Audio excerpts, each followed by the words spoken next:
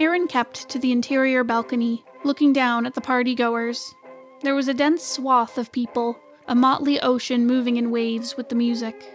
While the majority of the staff were fixated on parties, Aaron was expected to tend to the master's more personal needs. On the daily, he saw to his quarters, helped him dress, and was a sounding board for his musings. As aggravating as it could get, Aaron preferred the post. Even distant from the party, he felt tense. He could imagine the strangers bumping into him, imagine the attention gradually turning to him, his skin, its glimmer, but also its dullness. Like everything in the master's house, Aaron was a conversational piece. He was a rarity, a free exile, the closest a human could get to having an angel at their service. As an angel, one's societal standing could go from the stars to dirt through the loss of wings. Though, that was hardly the end of an exile's problems, and that ignored Aaron's own array of personal issues. His heartbeat quickened as the thoughts passed through him.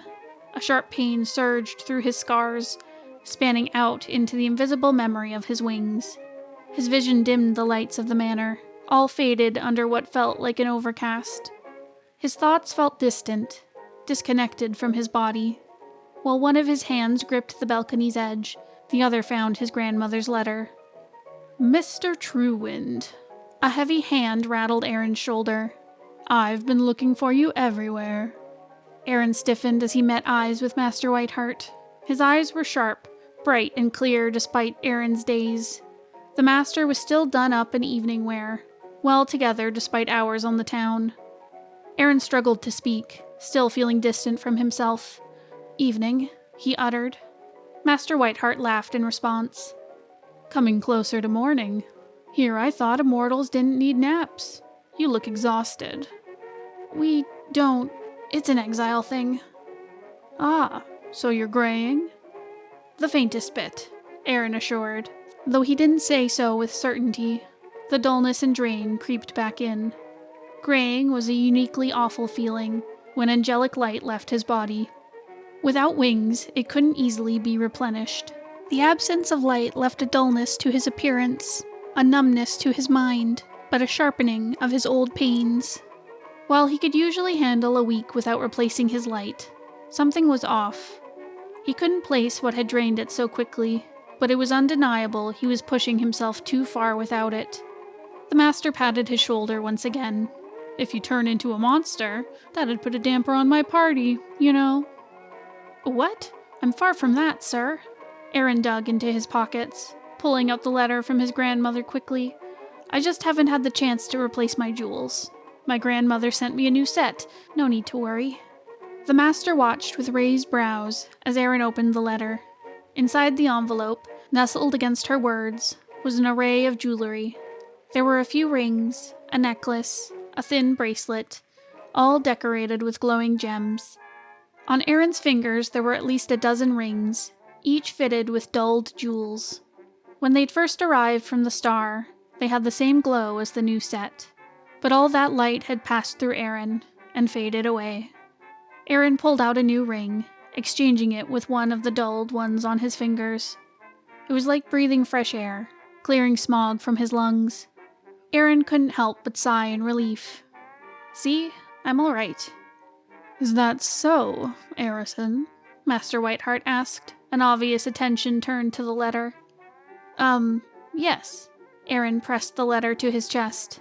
And with all due respect, I'd ask that you not say that name. And why is that, Arison Truewind? It's a matter of privacy. Master Whiteheart smirked. Oh, and that's something you value? Privacy? Yes. Aaron stepped back as the master stared at him. He was unavoidable. Even as Aaron looked away, he was met with the master's eye. The walls were lined with portraits of him.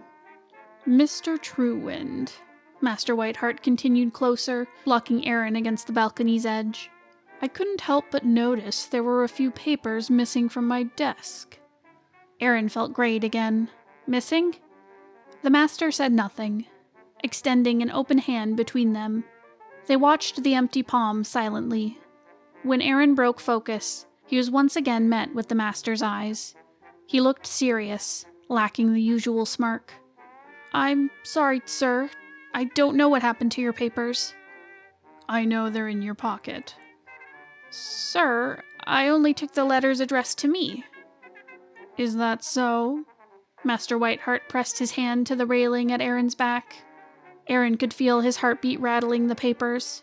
Perhaps one of the guests went snooping through your things? And who would give them a key? Aaron felt his throat dry. No idea. Let's not play this. I'm sorry, sir. Aaron reached into his pocket. I don't know what came over me. Not this either, Arison. I know you've been spying on me. Master Whiteheart took his papers back. I think it's time we had a talk about you and your friend.